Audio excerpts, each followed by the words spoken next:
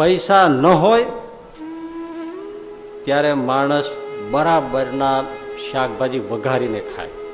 પૈસા આવે પછી કાચા શાકભાજી ખાય. કેમ? ડૉક્ટરે કહ્યું છે કચુંબર સલાડ એવું ખાજો તો જ તમારે જરા પેટ સાફ થશે. પૈસા ન હોય ત્યારે ખાખરાના પાનમાં શેર શેર ઘીના ચૂસતા લાડુ ખાય ચૂરમાના, અને જ્યારે પૈસા આવે ત્યારે ચાંદીની થાળીમાં ખાખરા ખાય.